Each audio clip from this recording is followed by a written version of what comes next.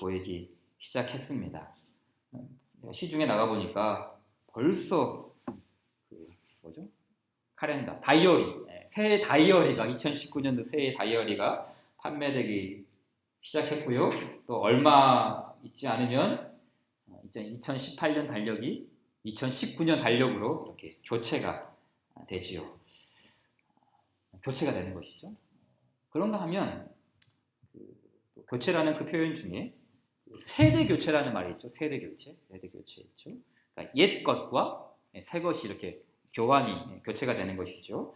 요즘 뉴스를 보니까 저는 잘 보지는 못했는데 우리나라 그 축구 국가대표팀이 그렇게 잘하고 있다고 한다고 해요. 물론 이제 실력이 업그레이드 돼서 잘하는 것일 수도 있겠지만 결정적인 요인은 세대 교체죠. 세대 교체를 잘한 거예요. 이렇게 지도자와 감독, 코치, 또 일부 선수들이 이렇게 전환되면서 좋은 성적을 올리는 게 아니겠습니까? 옛 것과 새로운 것들이 이렇게 교체되면서 좋은 결과를 내는 것이죠. 근데 이 성경 역사를 또 보게 되면은 참 좋은 교체, 그렇죠? 좋은 계승 이렇게 보게 됩니다. 예를 들면 엘리야 선지자의 뒤를 이어서 엘리사 선지자가 이렇게 계승이 되죠. 엘리야에서 엘리사로 세대 교체가 이렇게 되는 거예요. 또 예수님의 십자가 복음을 이렇게 이어받은 사도들이 예수님의 뒤를 따라서 세대 교체를 하지 않습니까? 아름답게 이렇게 교체가 되는 것이죠. 아름답게 교체가 되는 거예요. 이제 오늘 이 말씀도 보게 되면은 교체가 나와. 교체. 어떤 교체가 나오는가? 우리가 흔히 잘 알고 있는 옛 언약과 새 언약에서 이렇게 교체가 되는 거, 교환이 되는 것이죠. 교환이 되는 거예요. 좀 볼까요? 우리 맨 마지막 그 말씀이죠. 8장 13절이었죠. 13절 한번 읽어볼까요? 같이 읽읍시다. 시작. 새 언약이라 말씀하셨음에 첫 것은 낡아지게 하신 것이니 낡아지고 쇠하는 것은 없어져 가는 것이냐. 그렇죠? 새 언약이라 말씀하셨음에 첫 것은 뭐죠? 옛 언약이죠. 옛 언약이죠. 이 새 언약이 이제 왔으니 이 옛 언약은 자동적으로 낡아지게 되는 거예요. 그래서 쇠하는 것은 없어져 갑니다. 쉽게 말해 옛 언약과 새 언약이 세대 교체를 이루는 거예요. 이런 이제 이 옛 언약과 새 언약의 이제 이런 맥락에서 좀 질문을 던져볼 필요가 있는 것 같아요. 오늘 이제 본문 말씀을 중심으로 한 3가지 정도의 제가 질문과 답을 찾아보고자 합니다. 첫째는 옛 언약과 새 언약은 왜 교체되어야 하는가? 그렇죠? 이 말씀에도 옛 언약은 사라져가고 없어져가고 썩어 쇠퇴해간다. 그리고 새 언약이 그 자리를 대신한다. 그럼 왜 그렇게 옛 언약과 새 언약은 교체되어야 하는가? 두 번째, 그럼 그 교체된 새 언약은 무엇인가? 그렇죠? 그리고 세 번째, 그 새 언약이 주는 혜택은 무엇인가? 자, 첫 번째 질문부터 갈까요? 옛 언약과 새 언약은 왜 교체가 되어야 할까요? 자, 이 부분부터 살펴보도록 하겠습니다. 자, 옛 언약은 말 그대로 옛 언약, Old Testament. 그러니까 구약이에요. 그러니까 새 언약은 신약이고요. New, 신약이죠. 그럼 옛 언약이 지니고 있는 결점이라 그럴까요? 옛 언약이 지니고 있는 부족한 부분, 결점. 이게 뭘까요? 옛 언약이 가지고 있는 좀 부족한 부분. 결점은 무엇이겠습니까? 이 결점이 있으니까 새로운 것이 오는 것 아니겠어요? 히브리서에서 가장 많이 나온 표현을 빌리자면 이 옛 언약은 온전하게 할 수 없다는 거야. 온전함이죠. 이 온전함을 이 옛 언약은 온전함이 이룰 수 없다라는 것. 이게 바로 옛 언약의 한계입니다. 우리 지난 시간에 살펴봤던 그 7장 18절 이하를 좀 보세요. 7장 18절 이하 말씀 보게 되면은 전에 있던 계명은 구약이죠. 옛 언약이에요. 연약하고 옛 언약의 허점을 지금 지적하죠. 연약하고 또 무익함으로 패하고 그 율법은 아무것도 온전하게 못할지라. 옛 언약의 한계를 지적하되 연약하고 무익하고 그래서 아무것도 온전하게 할 수가 없다라는 것이죠. 오늘 본문에서도 보세요. 7절이죠. 8장 7절을 보세요. 저 첫 언약이 첫 번째 언약, 옛 언약이죠. 구약이죠. 뭐라 그럽니까? 무흠하였더라면 흠이 없었더라면 이 말이죠.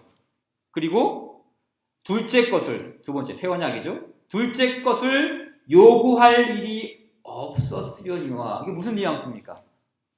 첫 언약에 분명한 한계, 흠이 있었다는 거예요. 무흠하였더라면, 그러니까 흠이 없었더라면 새 언약이 오지 않았을 터인가? 바로 이 얘기 아니겠어요? 옛 언약에 흠이 있었다는 뜻입니다. 물론 이런 반론이 나올 수 있죠. 아니요, 하나님께서 분명히 이스라엘 백성들에게 주신 옛 언약이 하나님이 주신 옛 언약에 흠이 있을 수 있는가? 아니, 다른 인간이 준 것도 아니고 모세가 준 것도 아니고 하나님이 주신 율법이고 하나님이 주신 언약이고 하나님이 주신 말씀인데 거기에 흠이 있을 수 있단 말인가? 이런 문제가 제기할 수가 있겠죠. 그럼 그 하나님이 주신 율법에 흠이 있다면 하나님이 흠이 있는 분이 아닌가? 이렇게까지 나갈 수가 있어요. 하나님이 주셨는데 그게 흠이 있다면 그럼 그것을 주신 하나님도 흠이 있는 게 아닌가? 아주 광범위하게 나갈 수가 있겠죠.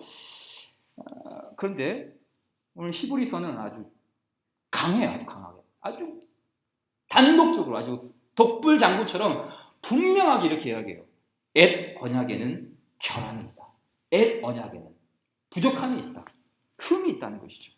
하나님께 문제가 있는 것이 아니라 옛 언약에 굉장히 난감한 주제지만 옛 언약에는 분명한 한계가 있다는 것을 지적하는 것이죠. 그래서 그 옛 언약에 포함된 율법을 가리켜서 히브리서가 계속해서 이렇게 강조하고 표현하는 게 뭡니까? 이 옛 언약에 관련돼서 이 옛 언약은 이 옛 율법은 그림자다. 옛 율법은 모형이다라는 이야기를 하죠. 쭉 넘겨서 우리 10장에 보게 되면 이런 말씀이 있어요. 10장 1절에 율법은 옛 언약을 포함하고 있는 거죠. 율법은 장차 올 좋은 일의 그림자일 뿐이요 참 형상이 아니다. 참 형상이 아니다. 그러니까 하나님이 주신 것에 아주 좋은 것이고 귀한 것이고 여기에 뭐 아름다운 것이 있지만 그럼에도 불구하고 이 옛 언약은 그림자다. 참 형상이 아니다. 이야기를 하죠. 장차 올 좋은 일, 장차 올 그러니까 새 언약을 말하는 거예요. 새 언약. 이 새 언약의 그림자로서 옛 언약이 있다는 것이죠. 그러니까 사실 이 옛 언약이라는 것은 굉장히 조심스러워요. 옛 언약을 폐해야 된다. 옛 언약이 무가치하다. 그런 의미가 아니에요. 그러니까 이 그림자라는 말은 굉장히 좋은 의미, 그림자. 우리가 그림자 그러니까 별로 이렇게 안 좋게 생각하지만 이 그림자라는 구약의 말씀이 어떤 뉘앙스로 쓰였냐면 그늘. 우리 그 찬송 부르면 주 날개미, 주 날개미시 그늘이에요. 그늘. 그리고 주의 그늘 아래 주의 그늘 아래 보호를 받으러 나온 너가 복이 있다. 그런 말씀도 있지 않습니까? 그러니까 그늘이라는 말은 그림자라는 말과 같은 말인데 굉장히 좋은 의미, 긍정적인 의미예요. 그렇기 때문에 이 신약이 구약을 무시한다 그런 건 아닙니다. 그럼에도 불구하고 이 새 언약 앞에서 옛 언약은 그림자이고 참 실체가 아니고 한계가 있는 결점이 있는 문제점이 있는 바로 이 옛 언약이라는 것이죠. 그래서 이 하나님께서 계획하신 구원의 퍼즐에는 옛 언약만 있는 것이 아니라 반드시 이 새 언약까지 염두에 두고 이 구원의 퍼즐을 그려놓으신 거예요. 그래서 이 옛 언약 가지고 다 할 수 있다 이게 아니라 새 언약이라는 이 히든 퍼즐 이거를 딱 맞출 때에 옛 언약과 새 언약이 아름다운 세대 교체를 이루면서 온전히 이루어지는 이 구원의 퍼즐을 하나님 미리 염두에 두고 계셨다는 것이죠. 그래서 이 첫 번째 우리가 알아야 될 것은 옛 언약에는 한계가 있었기에 새 언약으로 이어질 수밖에 없었다. 이 옛 언약과 새 언약의 세대 교체, 이 부분을 좀 염두에 두는 것이죠. 자, 그래서 두 번째는 그렇다면 새 언약은 무엇인가? 새 언약. 옛 언약에 한계가 있었다면 그 한계를 막아내는, 그 한계를 뛰어넘는 이 새 언약이 있을 텐데 그 새 언약은 그렇다면 무엇인가? 바로 그 질문이죠. 옛 언약과 새 언약에는 공통점이 있습니다. 뭐 언약이라는 말이 공통점이 있지만 그 내용의 공통점이 있어요. 옛 언약과 새 언약의 공통점. 여러분, 언약의 내용이 뭐죠? 언약의 내용. 우리 언약 막 많이 듣잖아요. 언약. 근데 언약의 내용이 뭡니까? 언약의 내용. 아주 쉬워요. 다 아는 거예요. 언약의 내용은 이거죠. 나는 그들에게 하나님이 되고 그들은 내게 백성이 되리라. 들어보셨죠? 언약의 내용은 다른 게 아니야. 내가 하나님이 너희의 하나님이 되고 너희는 하나님의 백성이 되리라. 바로 이게 언약의 내용이고 언약의 핵심입니다. 공통점이에요. 옛 언약도 이 말씀이고 새 언약도 이 말씀이에요. 이렇게 이 새 언약과 옛 언약은 나는 그들에게 하나님이 되고 그들은 내게 백성이 되리라는 공통점이 있습니다. 다만 다른 점은 무엇입니까? 새 언약과 옛 언약의 다른 점은 뭡니까? 옛 언약은 이렇게 나는 너희의 하나님이 되고 너희는 내 백성이 되리라라는 이 언약이 이루어질 때, 체결될 때 언약 백성들은 의무가 있어요. 의무. 그렇죠? 언약 백성들의 의무가 뭡니까? 하나님께서 이스라엘 백성들을 출애굽시키시고 시내 산에서 하나님의 율법을 주시죠. 율법을 주신 이유가 뭡니까? 나는 너희의 하나님이고 너희는 내 백성이다. 그러니 너희는 이 율법의 말씀을 지켜야 된다. 그게 바로 의무입니다. 율법의 목적은 하나님의 백성으로서 그 말씀을 지켜나가는 것. 그게 바로 율법의 의무이고 새 언약, 옛 언약의 의무사항입니다. 그럼 반면 새 언약은 뭡니까? 새 언약. 새 언약은 율법을 지키지 않아도 된다는 건가요? 이게 차이점일까요? 이미 우리는 뭐 다 구원받았고 예수님이 다 했으니까 뭐 십계명 이런 거 다 필요 없다. 우리는 뭐 거기 지키지 않아도 우리는 다 구원받는다. 이런 게 차이점이 있을까요? 옛 언약은 반드시 계명 지켜야 되고 율법 지켜야 되고 새 언약은 예수님 다 했으니까 율법 안 지켜도 된다. 이런 차이점이 있는 걸까요? 아닙니다. 나중에 또 이야기하겠지만 먼저 이 새 언약이라는 것은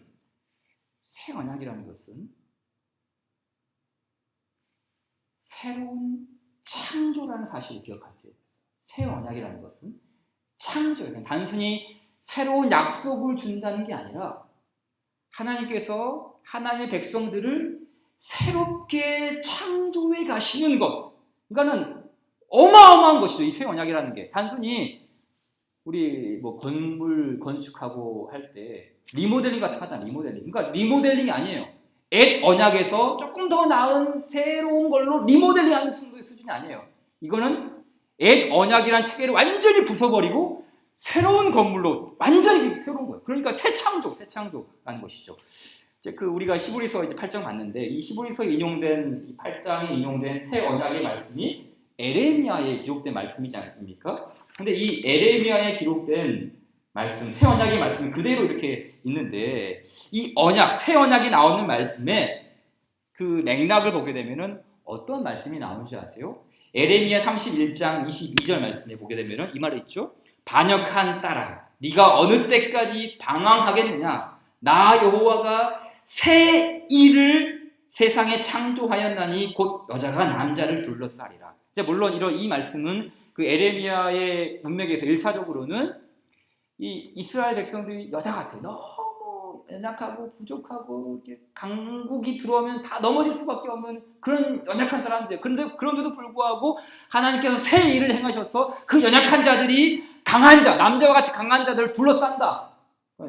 승리에 대한 약속을 주신 것이죠. 하지만 이걸 더 넓게 보게 되면은 여호와 하나님께서 행하시는 새 일이라는 것은 새 창조. 세상을 새롭게 창조하는 그 새 창조의 말씀을 염두에 두고 기록한 거예요. 그래서 그 쭉 내려 31장 33절 이하에 바로 22절에 이 말씀이 나오고 30절 이하에 새 언약에 대한 말씀이 나오는 거예요. 그러니까 새 창조와 새 언약이라는 것은 굉장히 긴밀한 연관이 있는 거예요. 그러니까 새 언약이 단순히 어떤 새로운 약속을 준다는 게 아니라 하나님의 백성들을 나는 너희의 하나님이 되고 너희는 내 백성이라 되리라는 이 말씀을 새로운 창조의 사역으로서 이루어 가신다는 뜻이죠.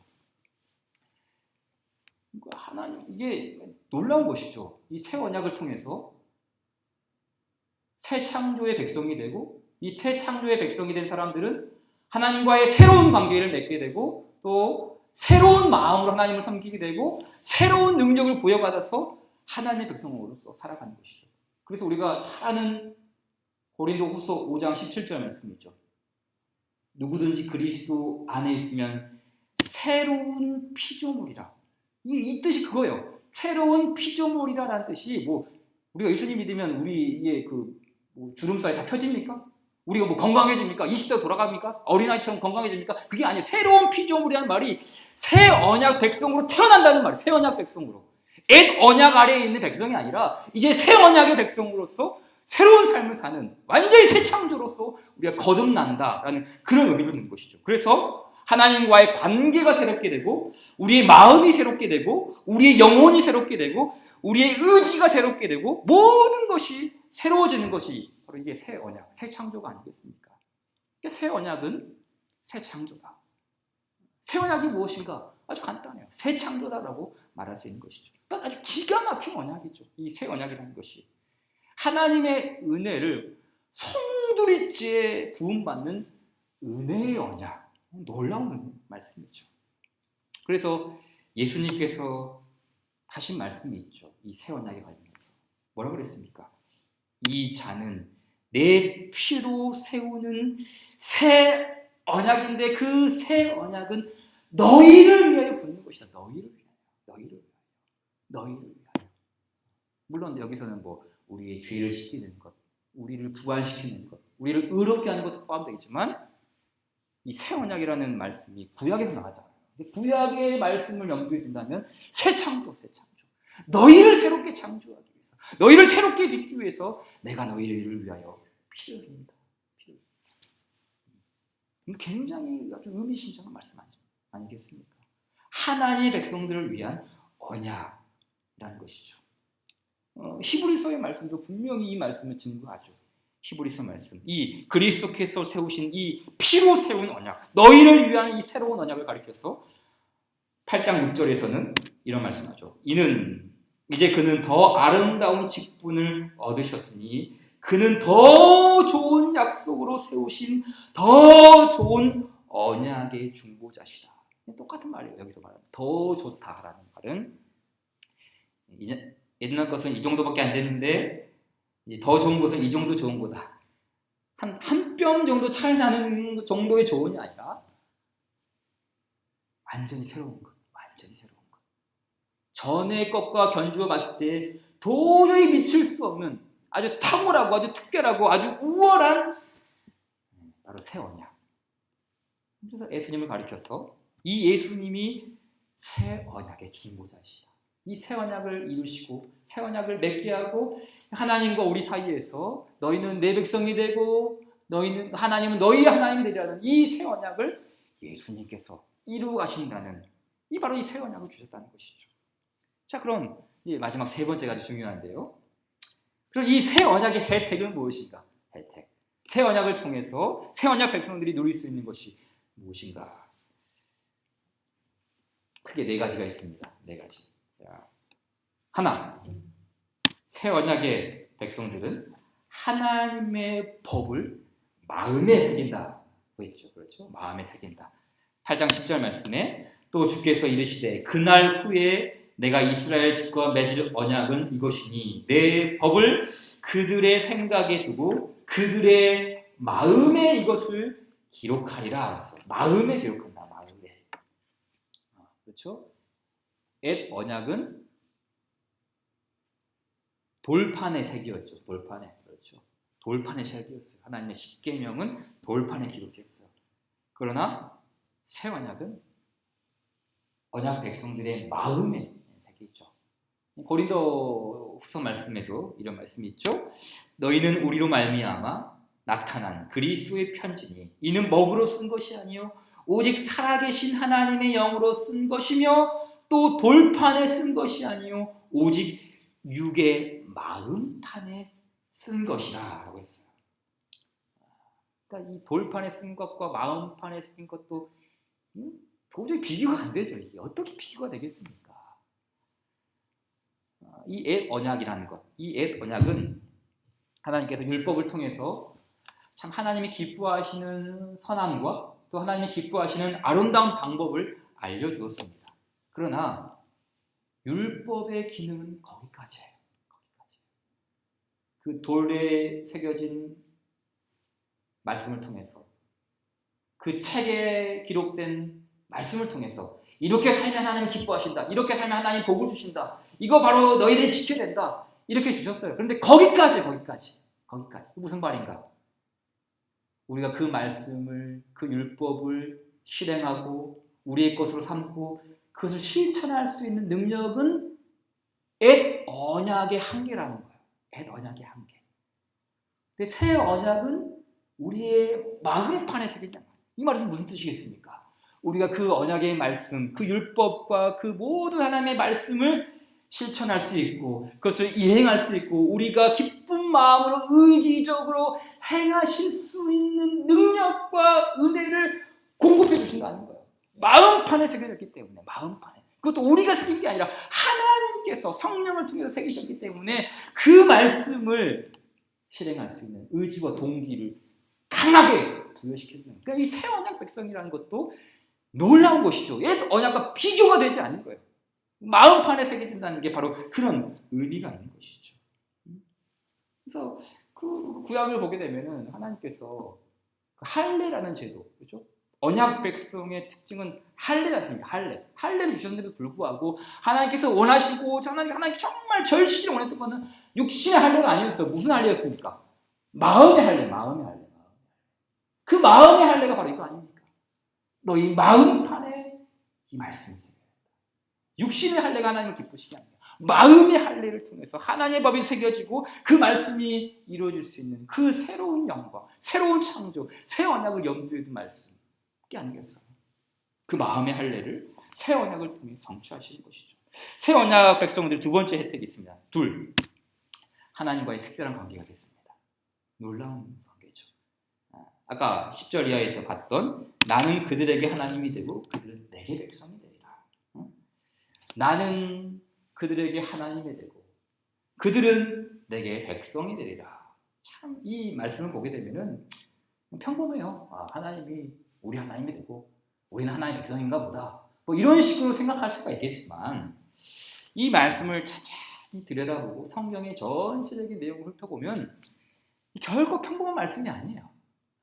하나님이 우리의 하나님이 되고 우리가 하나님의 백성이 된다는 게 그게 어떻게 평범합니까? 너무 우리가 편리하게 생각하기 때문에 그냥 당연한가 보다 이렇게 생각하는 거 아니겠어요?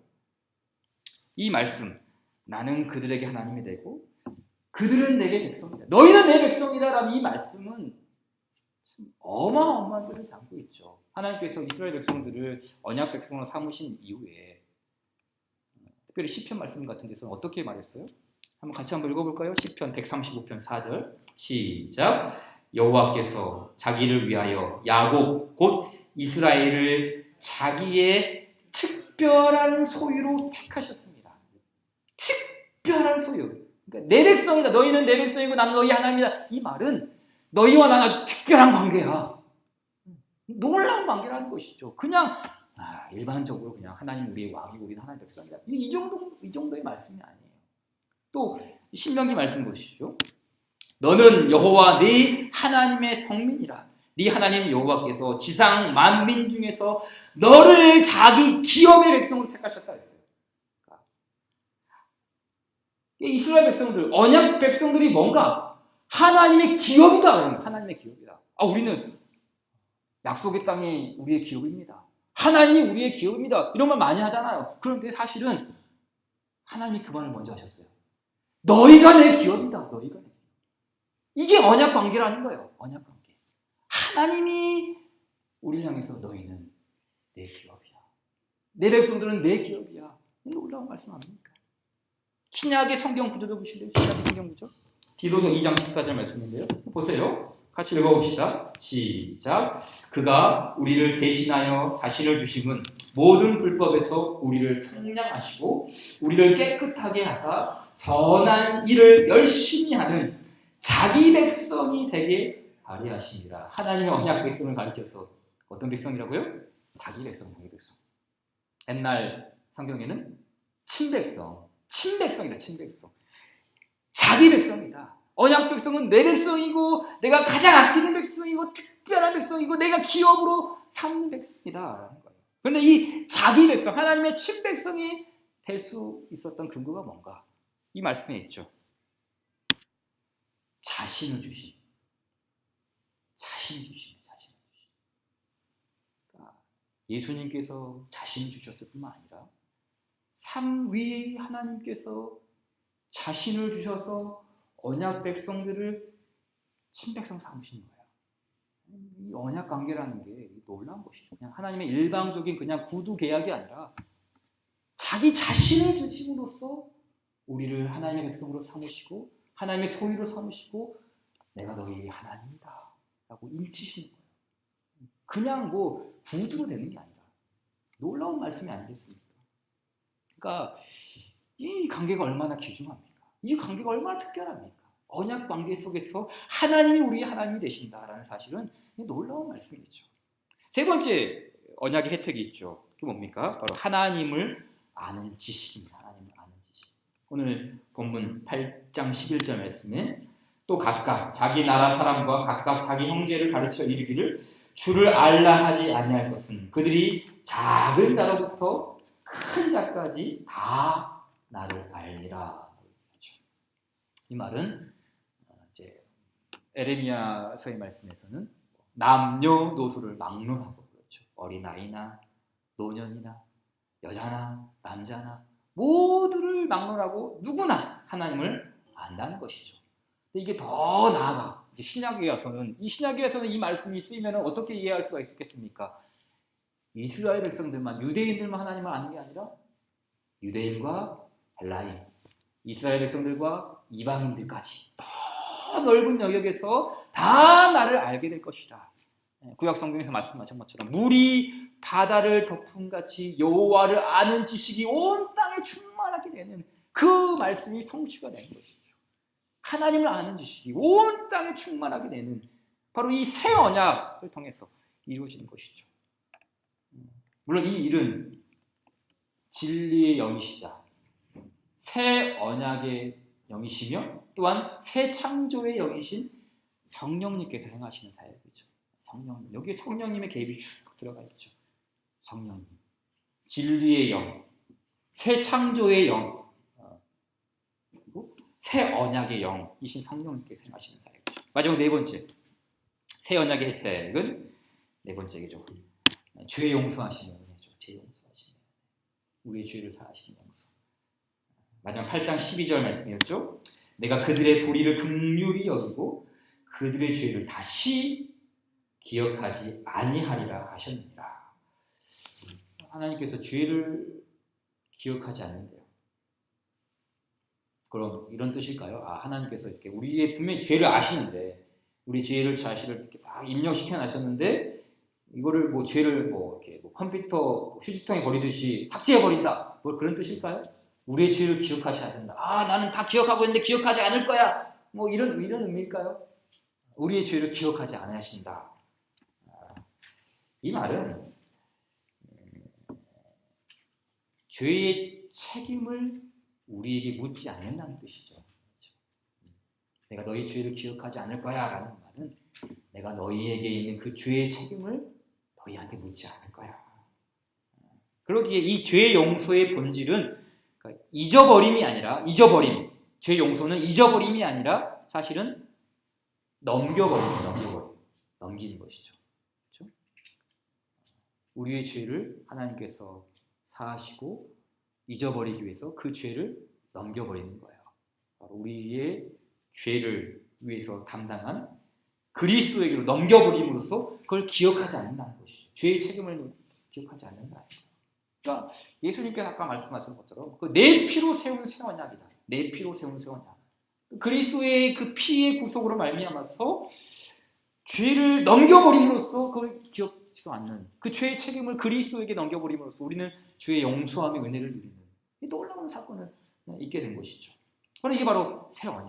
언약이죠. 하나님께서 우리에게 주신 새 언약의 축복이 얼마나 위대한 것인지. 따라서 오늘의 결론이죠. 그럼 결론은 뭔가? 결론은 다른 게 아닙니다. 8장 1절을 보십시오. 8장 1절. 우리가 읽지는 않았지만 사실은 8장 1절이 서론이자 8장 1절이 결론이에요. 이 히브리서의 수신자들과 사실은 또 오늘 이 시대를 살아가고 있는 그리스도인들에게 주시는 말씀이죠. 뭐라 그랬습니까? 지금 우리가 하는 말의 요점은 이러한 대제사장이 우리에게 있다. 우리에게 있다라는 거예요. 그러니까 대제사장이 있다. 우리에게 있다라는 말은 그리스도잖아요. 대제사장 그리스도잖아요. 그러니까 이 그리스도께서 대제사장으로서의 새 언약을 성취하셨는데 바로 그 새 언약을 성취하신 그리스도가 우리에게 있다라는 말과 동시에 그 성취하신 새 언약이 우리에게 있다. 우리가 지금 가지고 있다. 그러니까 우리가 이 히브리서의 수신자들의 그 상황을 이미 알고 배웠잖아요. 어떤 상태인지 알고 있잖아요. 그러니까 이 말씀이 주는 강력함이 뭐겠습니까? 흔들리지 말라는 거예요. 위태할지라도 넘어지지 말라는 거예요. 넘어질지라도 포기하지 말라는 거 아닙니까? 왜요? 우리에게는 그리스도가 있다. 우리에게는 새 언약이 있다. 이미 완성하신 그 새 언약의 중보자가 있는데 어찌 너희가 이렇게 뒤로 휩쓸려 갈 수 있겠느냐. 이거 붙들고 알아는 거예요. 새 언약이 우리에게 있다. 대제사장이신 그리스도께서 새 언약을 완성하시고 성취하셨기에 지금 우리에게 새 언약이 있는 것이 아닙니까? 그러므로 성경이 주는 메시지는 분명합니다. 2000년 전에 히브리서를 받는 수신자들이나 지금 우리의 모습이나 새 언약의 성취자인 그리스도를 우리가 굳건히 붙들어야 된다. 그 말씀을 8장의 서론이자 결론으로 붙들고 있는 거예요. 그리스도. 새 언약의 성취자, 새 언약의 중보자, 그 그리스도를 우리가 붙들고 가야 된다. 그러니까 우리가 하나님께서 아까도 말씀하셨듯이 우리를 향해서 너희는 내 기업이다. 내 백성은 내 기업이다. 라고 말씀하셨던 것처럼 그럼 우리의 고백도 똑같은 것이죠. 주님이 나의 영원하신 기업입니다. 그게 바로 언약 백성들의 관계가 아니겠어요? 이 세상의 기업이 아니라 이 세상의 어떤 것이 나의 욕망이 아니라 주님이 나의 기업입니다. 주께서 우리를 향해서 내가 넌 나의 특별한 소유이고 네가 나의 특별한 기업이란다. 주님도 나의 영원하신 기업입니다. 이 노래로만 그렇게 고백하는 것이 아니라 진실된 믿음의 신앙 고백 위에 서서 그 믿음의 도리를 따라서 주님은 나의 영원한 기업입니다 하며 이 언약 관계를 유지하라는 것. 바로 이거 히브리서 8장의 결론이자 핵심이자 이 마무리예요. 특별한 거 아니죠. 이 일을 위해서 새 언약의 중보자인 그리스도께서는 지금도 하시는 일이 있죠. 바로 그 새 언약의 관계를 유지하기 위해서 끊임없이 중보하고 계시는 그 중보. 그렇잖아요. 중보자, 새 언약의 중보자이신 그리스도께서 우리가 그 새 언약의 관계가 파괴되지 않도록 우리는 부족하고 우리는 연약하고 늘 그 언약에서 멀어지려고 하지만 그리스도께서 붙잡고 끝까지 하나님께로 인도하시고 또 하나님께서 그리스도를 통해서 우리를 기뻐하시면서 그 일을 이루시기 위해서 중보자가 계시니까 그 중보자 그리스도 바라보면서 믿음의 도리를 이어가라. 그 말씀 우리 가운데 주어지고 있는 것이죠. 사랑하는 성도 기억하십시오. 우리에게 있는 것이 무엇입니까? 우리에게는 새 언약이 있습니다. 이 새 언약이라는 말씀만 들어도 사실 가슴이 벅차야 돼요.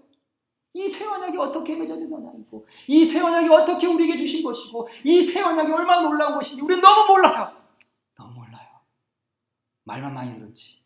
그러나 그 새 언약을 분명히 알고 그 새 언약이 어떤 과정을 통해서 우리 가운데 주어졌다는 것을 아는 사람들은 흔들리지 않죠. 말씀 있는 저죠. 우리의 우리에게는 바로 이 새 언약이 있습니다. 우리에게는 이 중보자 그리스도가 있습니다. 그렇기에 우리가 믿는 도리의 소망을 움직이지 말며 그 믿음 위에 굳게 서서 새 언약의 길을 걸어가는 우리 모두가 되기를 주님 이름으로 축원드립니다. 546장 찬송 드립시다. 546장 주님 약속하신 말씀 위에서 546장 찬송 드립시다.